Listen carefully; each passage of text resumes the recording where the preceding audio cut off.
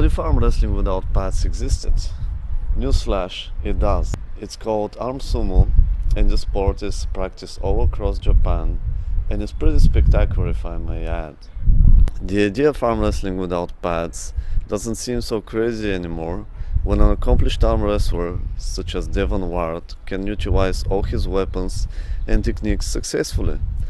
There's so much to gain and so little to lose for the sport, the way I see it, if it were to transition to this variation. I think more recognized arm wrestlers should try this and speak openly about how they feel about arm wrestling without pads. In my personal opinion, this variation makes for fairer matches and a better viewing experience, because these matches, as we see, tend to be very tense with unexpected turnarounds. But let's first talk about the problem that needs solving and how arm wrestling without pads can solve it. Yes, I'm talking about elbow fouls. Fouls and controversial decisions tend to dominate all super matches that were held recently.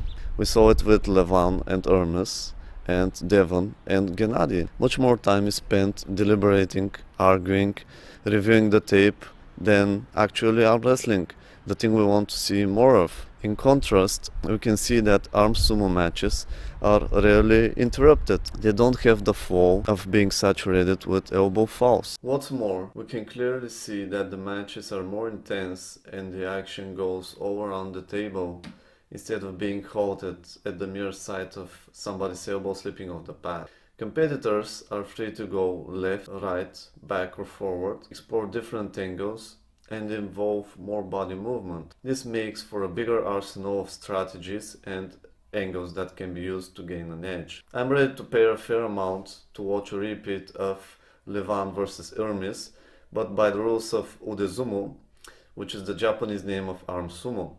That being said, there are certain health risks associated with this kind of arm wrestling that are for sure part of the reason why it's not as popular. Arm wrestling puts a significant stress on the elbow joint, and without proper padding, the risk of elbow injuries such as hyperextension or dislocation increases. Direct impact on the bare elbow can lead to acute injuries or exacerbates existing conditions such as tendonitis. The ligaments around the elbow joint can be stretched or torn during arm wrestling without elbow pads.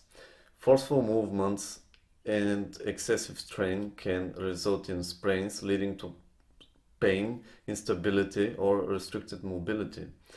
The repetitive and forceful movements involved in arm wrestling without elbow pads can strain the muscles and tendons surrounding the elbow joint. Overuse injuries like tendonitis may develop, causing pain and limited mobility and functionality. Arm wrestling without elbow pads increases the risk of bruising and contusions. Direct impact on the bare elbow can cause blood vessels to rupture, resulting in painful bruises and tissue damage. The absence of elbow pads leaves the ulnar nerve vulnerable to compression or irritation.